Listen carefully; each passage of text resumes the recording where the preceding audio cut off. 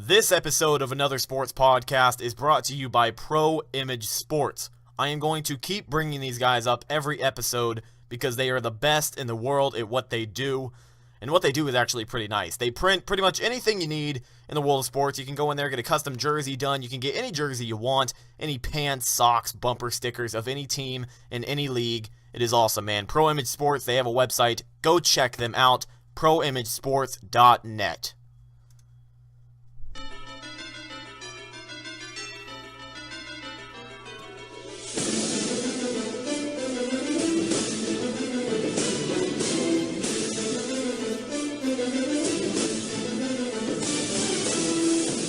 Ladies and gentlemen, welcome back to another sports podcast for episode 7. Definitely going to be looking forward to this one. Today we are back and talking preseason football. Headed into week 2 of preseason. Or week 3 of preseason. My bad. Week 3. I'm so excited about football I can't keep it together. Week 3 of preseason, and ladies and gentlemen, we have plenty of great matches to talk about today, and we have a very special guest with us. Going to be on the show momentarily, provide some insight on the games. But I am your host, Rhett. As always, my co-host, Evan, here with us. We are ready to get started, talk some football. Now, before we get into anything, ladies and gentlemen, I wanted to introduce our special guest here tonight, Mr. Mark Cook, the editor-in-chief of thepewterreport.com, the, I guess you could say, official Buccaneers news website. Mr. Cook, you there? I'm here. How are you guys doing? Doing pretty good tonight. I'm glad to have you on the show. Thank you for coming on. Oh, sure. Anytime, guys. So, as I said before at the beginning of the show, Evan, you are here with us, right? Yep, I'm here. Alrighty, man. Cool. We are jumping right into the discussion coming up in week 3 of preseason. We have plenty of great matchups. But as you guys know, Mr. Cook, being the editor-in-chief of thepewterreport.com, we are going to talk some Bucs right now. Now, the Bucs going to match up with Cleveland this Saturday, August 20th. Not August Friday, 20th. Yes. My bad. I was thinking last game. I'm sorry about that. My mistake. So the Bucs are going to match up with Cleveland. That's the bottom line. And a lot of people are going to be Friday. On Friday. Yes, sir. I'm sorry about that. I feel bad. But All right. Going to be a big game as a lot of people are looking to see how RG3 does, comparing him with Jameis Winston. That's all I've seen all week. But, when you take a step back and you want to look at the game in general, Mr. Cook, we'll start with you. What are your thoughts on the game and, just how the Bucs will do coming back home for the preseason? Well, again, being preseason, you don't really worry too much about who wins or loses. Now, this game in particular, third preseason game, that's the game of all of the 4 that the starters are going to play the most in. So, we'll see the Buccaneers starters on offense and defense play into the third quarter in this game, probably get one series after halftime. They wanted to get a chance to go into halftime, cool down, come back, stretch out, and, get preparation for coming out in the second half, and then they'll sit after that. So this is the most exciting game of the preseason if you kind of want to gauge what your team is doing. But I still caution fans not to worry about it a whole lot because there's not really any game planning going on. It's basically still a glorified scrimmage. Now, they do keep score, so the Buccaneers want to win, obviously, but they're not going to show everything that they're going to do in the regular season. They're going to kind of, keep some things under wraps. They're going to want to work on situational type things as opposed to, exploiting Cleveland's defense. I mean, for instance, they want to see, how, the receivers are adjusting to routes. They're going to see how the offensive line is adjusting to playing a 3-4 front as opposed to a 4-3 front. So, again, it's still situational football. It's still scrimmage-type football. Again, they have not spent any time breaking down Cleveland film and tendencies and things like that, like they will do once the regular season kicks off. But, the main thing I think fans should be taking a look at is some of these position battles. Who steps up and becomes that 4th wide receiver after Adam Humphries? Is it Dante Dyack Jr.? Is it Russell Shepard? Does Kenny Bell finally make some noise? Those kind of things. Now, the problem with that, with some of the younger guys, is they're not going to get as many opportunities because the starters are going to be in the game. So Kenny Bell getting on the field is going to have to happen during, say, special teams or in the 4th quarter or late in the 3rd, somewhere along there. So trying to earn a job is kind of tough. But there are some situations and some battles for fans to keep an eye on in this game. But it will kind of give guys fans an idea of kind of where their team stacks up with other teams in the league, just because they are going to have the starters out there for a long period of time in this game. Yeah, and you brought up some of those starting battles, and I know a startup battle a lot of people were interested in was the announcement at tight end. Brate getting the start over ASJ. ASJ was already somewhat of a solid tight end. How do you feel about that situation? Well, I mean, it's all about performance, and if Cameron Brate is outperforming Austin Jenkins, Dirk Cutter wants to win football games, and he's going to put the best 11 on the field on either side of the football. So he's going to, it doesn't matter where a guy was drafted. Brate, an undrafted free agent, Austin, a second-round draft pick. Doesn't matter. I mean, Dirk Cutter wants to keep his job, and Dirk Cutter, wants to win football games, and so. Whenever he's evaluated from film and from practices and meetings and things like that, I'm going to go along with it because that's his job and that's what he gets paid to do. And again, he has a vested interest, obviously, in winning as many football games as he can because he doesn't want to be a Lovie Smith or a Greg Shannon where he only gets 2 years and he's fired. So we can't let him get away from us. I'm sorry? I said we can't let him get away from us. No, and I think Austin has performed well. In fact, he's been getting some first team reps this week in practice, and I think maybe it was a bit of a wake up call when he got demoted in a sense early in training camp to the second string. He's performed a lot better, I think. And look, the guy's too talented to be sitting on a bench somewhere. So but I mean, again, if Cameron Brate outperforms him, then Cameron Brate starts the season. The thing is, with this offense, they're going to use multiple tight ends. They're going to use two at a time at times. So, both those guys are going to see plenty of action if they stay healthy. Yeah, definitely looking forward to that coming into the season, the tight end situation. Because, we are starting to get some depth there in the tight end situation when you bring up guys like Cameron Brate and ASJ, a couple of other guys on the roster. I know Brandon Myers went out. I know he had that energy. I know he had that injury, I want to say first game. How is he doing? Because I actually haven't kept up with that. Yeah, he's back out there. He missed a few practices after he came back from Philadelphia, but he's been back on the field, and he was actually in the game a little bit against Jacksonville. He's going to maybe have a little bit of a tougher time, but it just depends on how many tight ends that deep. I mean, right now he would be fourth because you've got Cameron, you've got Austin, you've got Luke Stocker, who's not going to be really a receiving threat in this offense, but is so valuable to this team on special teams, but also as another additional offensive lineman in a sense, and part-time fullback. So, those three are safe. And then, are they going to keep four this year? They're going to keep three. And if it's four, then it probably would be Brandon Myers. But that's something certainly to keep an eye on as well as we move forward through the last two preseason games. Yeah, and I know my buddy and co-host Evan, I think Evan had brought up, he had a few questions for you. Evan, take it away, buddy. Yeah, how you doing tonight, Mark? I'm doing pretty good. Yeah, I just wanted to, I wanted to ask you something you were saying about, like, the tight ends and stuff. Where do you think Danny Vitale fits on this team? I didn't quite hear that. What was that again? Where do you think Danny Vitale fits on this team? Well, I think Danny makes the team because this team doesn't have a fullback. Now, again, Danny is not a true fullback, but that's the position that he's learning. And I certainly encourage people who are interested in Danny to go to PeterReport.com right now. As a matter of fact, just before I left and came to do this interview, I put up the fifth installment of our training camp diary. He's a guy we featured since the beginning of camp. And it's basically him telling his story, a couple times a week. And, he had some interesting things to say about last game, about practicing with the Browns. And he's actually a roommate with Roberto Aguayo, who we know has been struggling a little bit. So, if people are interested in that, they can go check it out. But I think Danny makes this football team just because, they brought him in here to kind of be that jack of all trades. But they need a guy to line up occasionally when they go into two-back set and go with a heavy package and run with a fullback. Now, again, Luke Stocker did that last year, so Danny Vitale is not in a lock to make this roster. But I think it's a pretty good chance that he's going to be on the 53 when it's all said and done. I heard you mention Roberto Aguayo, and I know it's on a lot of fans, especially Bucs fans' mind. What's going on with him? He missed the extra point in Philly. He just recently missed 2 field goals in Jacksonville, and then he comes out in practice and goes 3 for 6 and doesn't end up kicking in front of the crowd yesterday. So just, what's going on?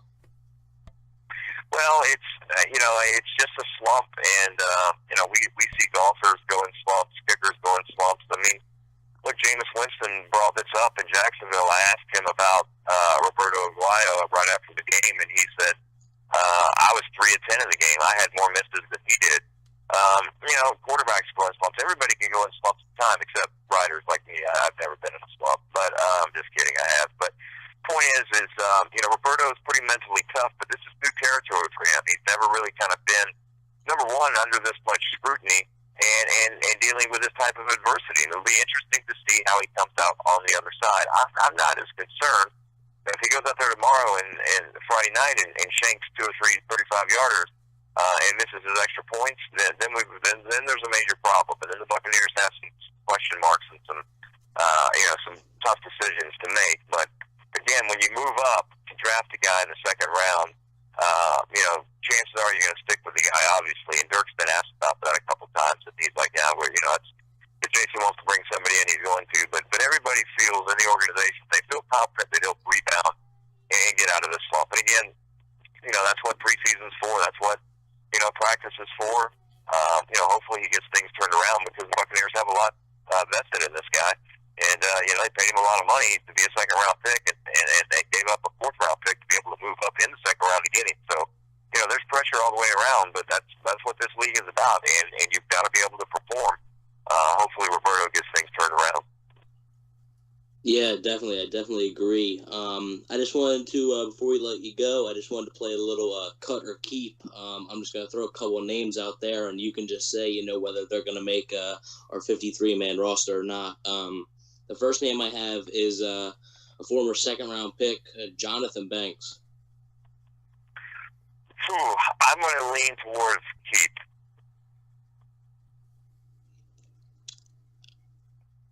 Now I wanted to ask you about Brandon Myers. He was on my list as well. Yeah, if they go 4 tight ends, I think Brandon's safe. If they only go with 3, then I think that he could be the odd man out because, again, Vitale is actually practicing with the tight ends. He's being coached by the tight end. So, technically he is a tight end. So if I had to pick my 4, if we're going to include him, then Brandon could be out. But, again, it depends on how they break down the roster. If they're going to call Vitale part of the running back group or the tight end group, if they're calling part of the tight end group, then Brandon Myers could be a good casualty.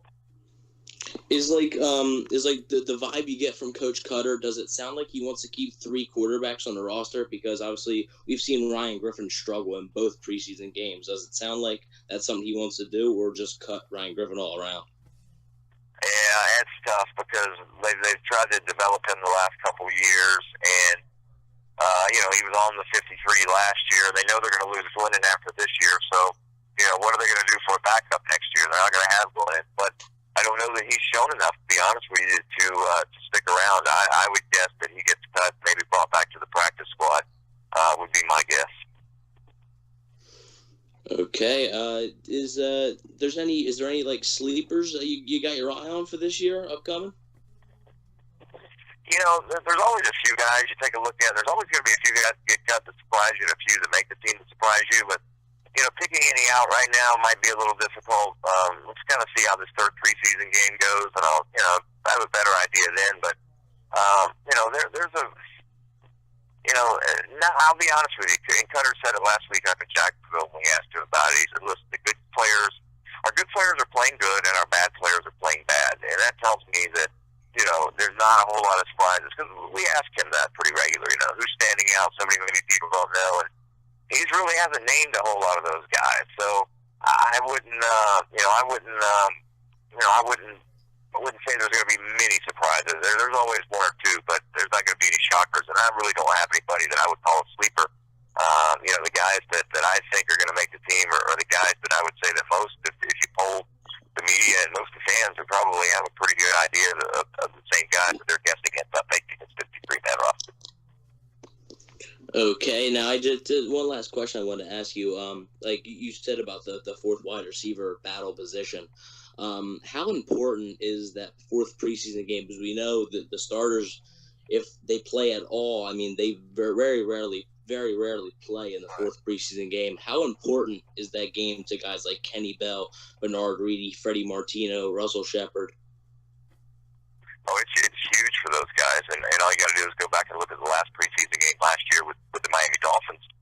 And in that game, Adam Humphries had, I think, a touchdown and 100 yards or more receiving, and he basically, now he ended up being cut after that game, but put on the practice squad, but was called up pretty quick. So, I mean, right there is a great indication of how you can win a job in that fourth preseason game, and they're looking for somebody, anyone to really step up at this point, and they just haven't seen it yet. I mean, there were opportunities last week against Jacksonville, and you know, Shepard drops the ball, and Bell drops the ball, and I don't remember Reed, but there were a couple other of the younger receivers that just couldn't keep the ball.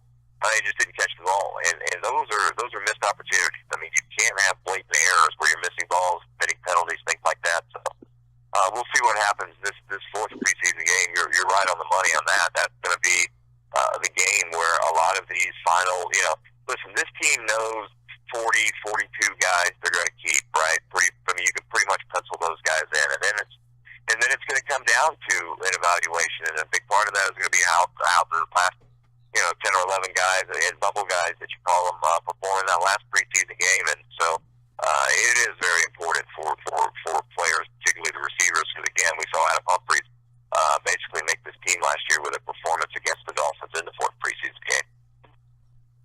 Yeah, and you bring that up, and I actually, I know I said that's the last question, but one just popped in my mind. A lot of Bucs fans, you know, are looking at, you know, the depth that we have behind Adam Humphries, and it's not a lot. And some fans have requested, you know, to sign a guy like Devin Hester or Roddy White. I don't see it happening. What are your thoughts on it? Yeah, no, I don't think so. I mean, you know, what Roddy White brings to this team versus what Dante Dye brings to this team, I don't know that there's a huge difference. I mean, certainly the veteran presence, but, you know, for a guy that's not going to be on the field very often, being that fourth or fifth wide receiver, you know, I don't know that there's a big value in that. Now, that's not to say that there's not receivers the Buccaneers front office don't have their eyes on right now, in case they end up getting cut, that they wouldn't bring in. That's definitely a distinct possibility, but you know, those two names you mentioned, I don't foresee either one of those happening unless there's a major rash of injuries. You know, with Evan and Vincent or Adam,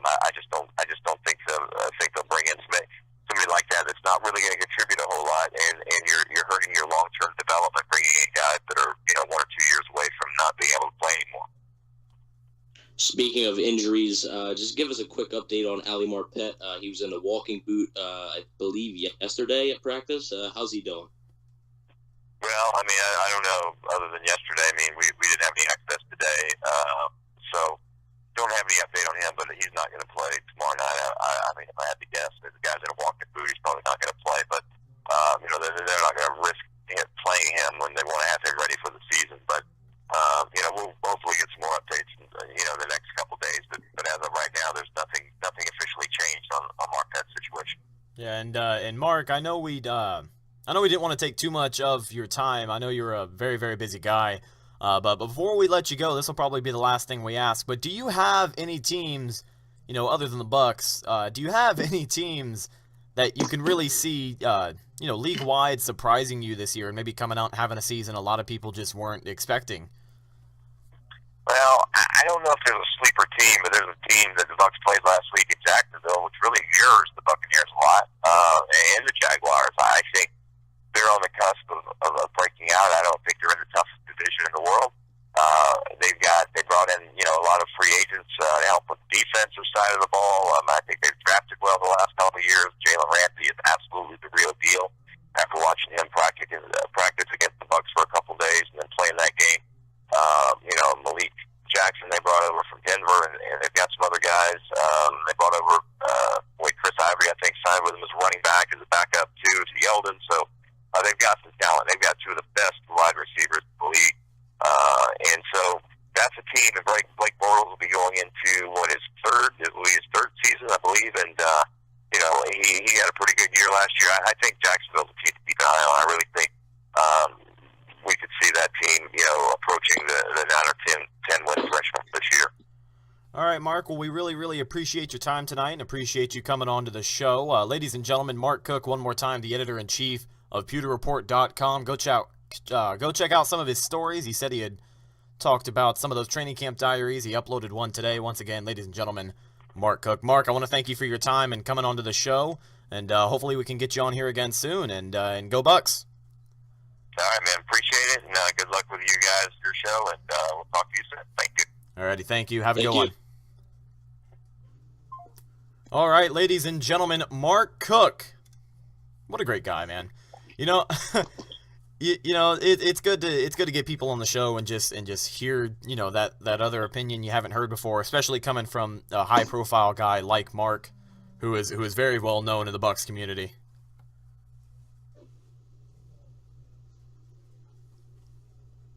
Evan, you still there, man?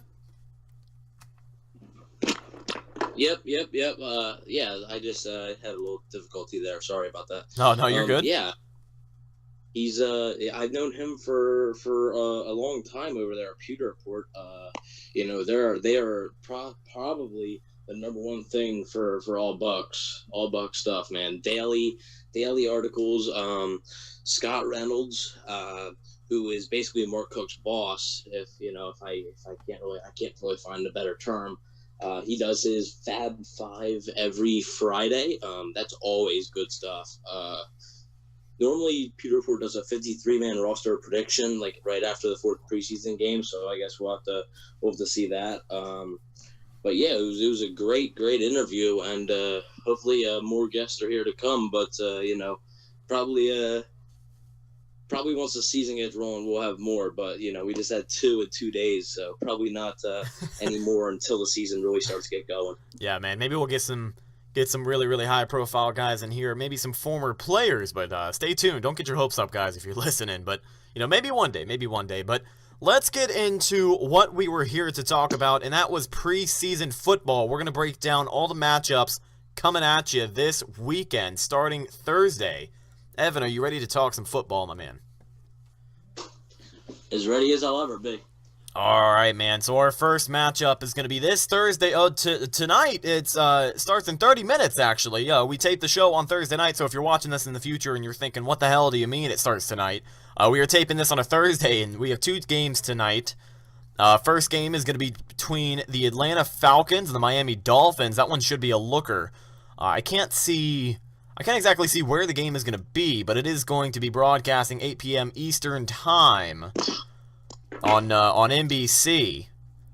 So let's bring up some of the other games. You know why What's up? I don't really put much focus into Pro Football Focus because they have I don't like their stupid grades or whatever. By the way, they hate all Bucks players. Oh yeah. They trash Donovan Smith, Quan Alexander, Bucks player. I'm sure they broke them down every chance they got. But they also said no. Here's why you shouldn't really listen to what they say. They say that Ryan Tannehill has the best grade of all quarterbacks in the league this preseason. Yeah? Ryan Tannehill.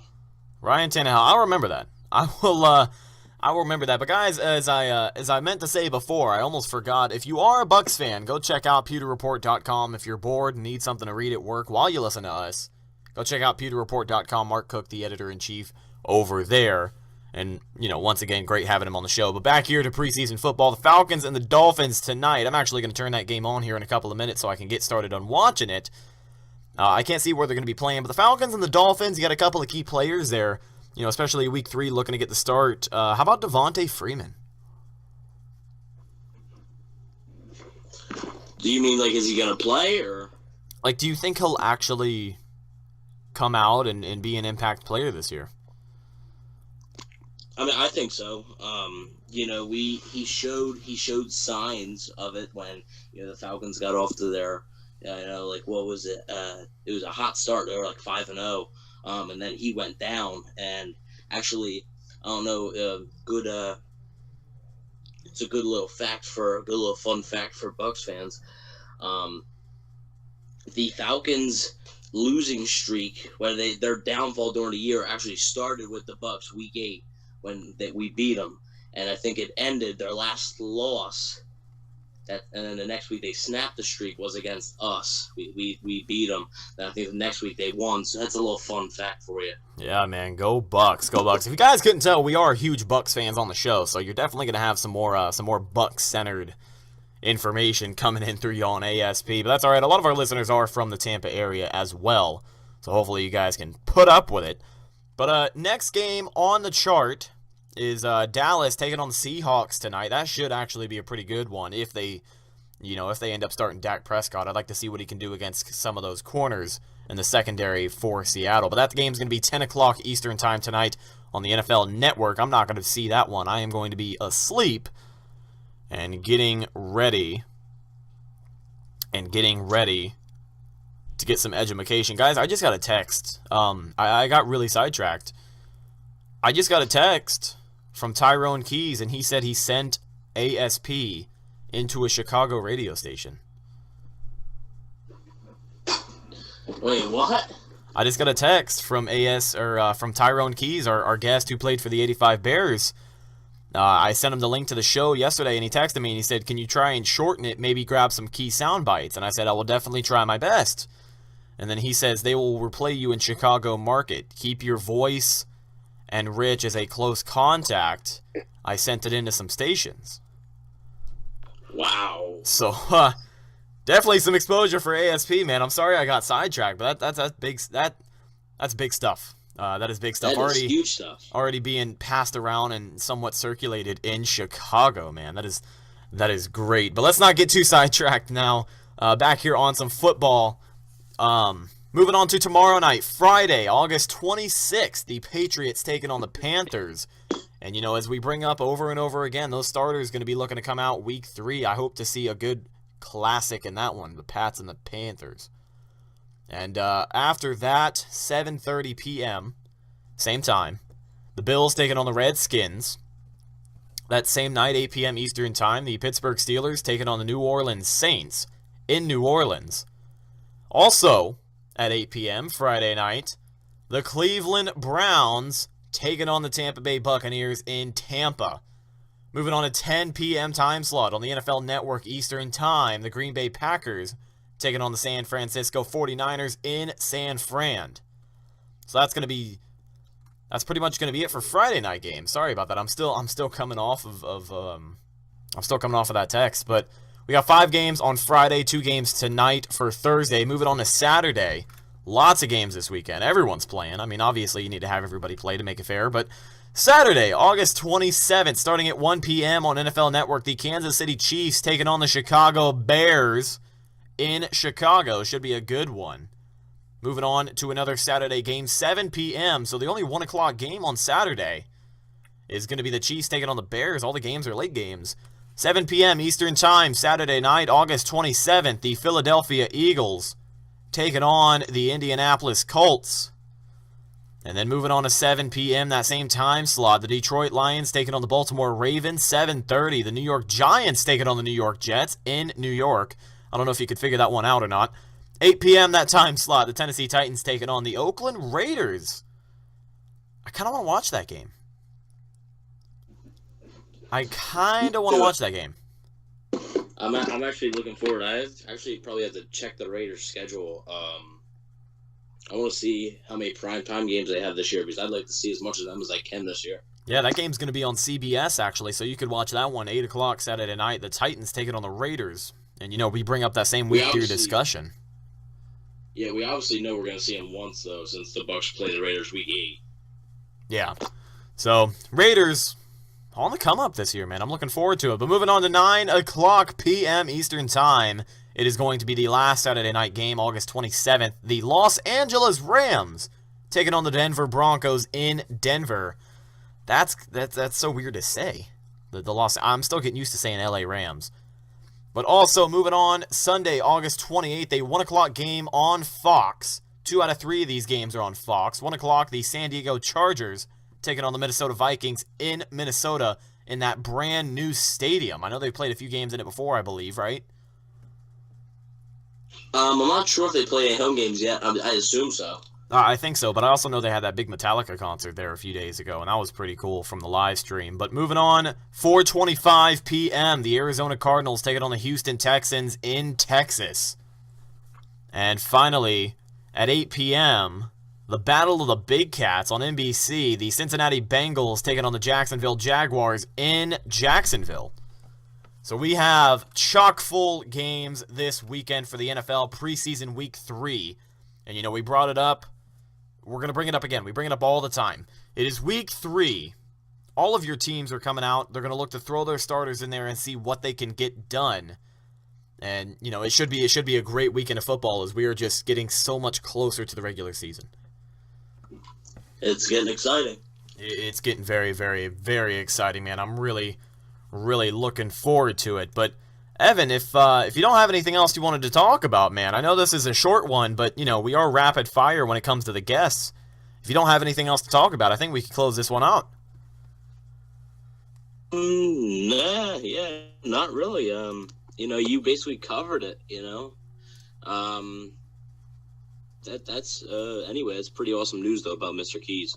Yeah, man, that is awesome. Mr. Keys, shout out to Mr. Tyrone Keys, our first guest on the show. I mean, if you want to get philosophical, Big T was our first guest on the show, but I mean, Big T didn't play for the 1985 Chicago Bears. But ladies and gentlemen, that is just about going to do it for this episode of Another Sports Podcast brought to you by Pro Image Sports.